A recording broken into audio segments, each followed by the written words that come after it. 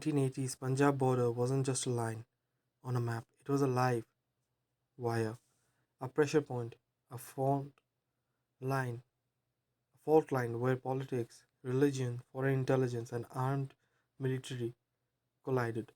Every night, the Indian Pakistan border lit up with tracer rounds, ambush fires, and infiltration attempts. On one side, separatist groups pushing for Khalistan, on the other, security forces trying to stop a state from splitting at its core. After the rise of separatist sentiments in Punjab, militant factions sought weapons training and a fallback sanctuary. The Khoza supply, Pakistan's territory, ISI saw an opportunity, not for faith, not for ideology, but for destabilizing, creating safe houses, training camps, and logistic routes began to emerge in Pakistan's Punjab province. For India, it wasn't a local insurgency, it was a cross border proxy conflict. Militant groups used three main routes riverine routes through the Ravi and Satluj, where water and vegetation hit movement, agricultural fields near Firozpur, Gurdaspur, and Amritsar, where night infiltration blended with the terrain, nuhas, nulas, nulhas, and abandoned smugglers' tracks, originally used for opium and weapon smuggling. Indian forces knew these routes, but knowing isn't the same as stopping. The border ran long, the terrain was porous, and militants moved fast.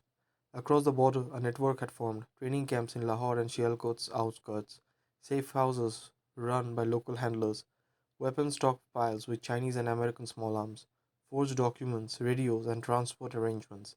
This wasn't amateur insurgency, it had structure, planning, and an external shield.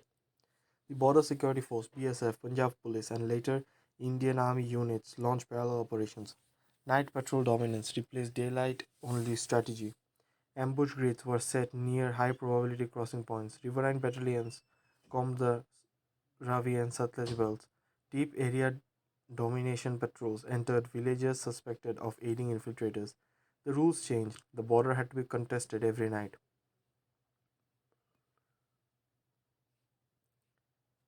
Fencing ambushes between 1984 and 1988. As India began constructing barbed wire fencing, militants repeatedly attempted to sabotage or breach it. Every incident turned into a firefight. Taran and Firozpur belt crashes, dozens of engagement as militants tried to re-enter India with weapons and return to safe houses. ISI wanted a prolonged bleed out. India wanted a decisive shutdown. So India widened the response. Intelligence penetration inside militant ranks, joint operations between BSF, Army, and Punjab Police, cross border fire assaults where militants regrouped at the fence, diplomatic pressure on Pakistan while keeping operations quiet. This war wasn't an open war, it was a covert one. Post 1984, India's approach hardened. The insurgency inside Punjab was crushed, but the border remained a lifeline for surviving militant groups.